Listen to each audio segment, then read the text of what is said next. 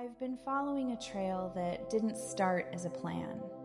It started as a feeling, a need to understand what was happening in my body, my nervous system, and my perception as I moved through a lot of grief, stress, and inner transformation. What I kept running into again and again was the same doorway: sound, vibration, and the vagus nerve. The vagus nerve is the primary nerve of the parasympathetic nervous system.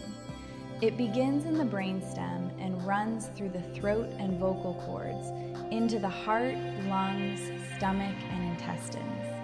It plays a major role in heart rate, breathing, digestion, inflammation, emotional regulation, and our basic sense of safety in the world.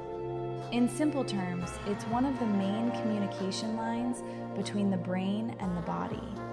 What I've learned, both through study and direct experience, is that the vagus nerve responds powerfully to vibration. I've felt this in my own body through practices like chanting or mantras, but also through music that genuinely moves me. It doesn't have to be ancient or spiritual in name. It just has to be something your body recognizes. When that happens, I've felt warm tingling in my hands and fingertips, behind my ears, and at the back of my head. My breath naturally slows. My chest softens. My system settles without effort. Those sensations aren't imagined. They're physiological. When we sing, hum, chant, or sustain tone, the vocal cords vibrate. That vibration travels through the throat, chest cavity, skull, and sinus spaces. It mechanically stimulates the vagus nerve and signals the nervous system to shift out of fight or flight and into regulation. As this happens, the exhale lengthens, blood vessels gently dilate, circulation returns to the hands and head, muscles begin to release, and emotional charge softens. The body gets the message that it's safe. For people who've lived with long-term stress or trauma, the nervous system often learns to stay on, alert, guarded, braced. Even when life improves, the body doesn't always get the update. Sound and vibration offer a way back in that doesn't require force or analysis. As I continued these practices, something else began to happen. When my body was deeply regulated and my eyes were closed, I started experiencing inner imagery and subtle visual impressions. Not something I tried to make happen, just something that arose naturally when the nervous system was calm, coherent, and receptive. I noticed this especially when practicing with water, in the shower or bath, where warmth, sound, and stillness seemed to amplify the experience. The body relaxed more fully, the mind quieted, perception softened inward. It felt like presence, like awareness turning gently toward itself. This isn't unique to one tradition or one culture or one belief system. These are ancient human practices. Across cultures, monks, mystics, and contemplative traditions have used sound, breath, rhythm, silence, and repetition to regulate the nervous system and cultivate mindfulness.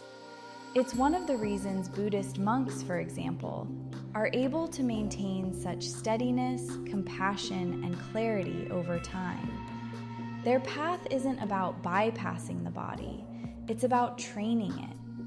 What they speak about when they talk about mindfulness, regulation, and presence isn't abstract to me anymore. I recognize it because I felt it in my own body.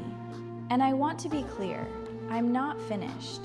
I'm still very much a work in progress. But that's part of why I feel called to share this. We're living in a time where the collective nervous system is under strain.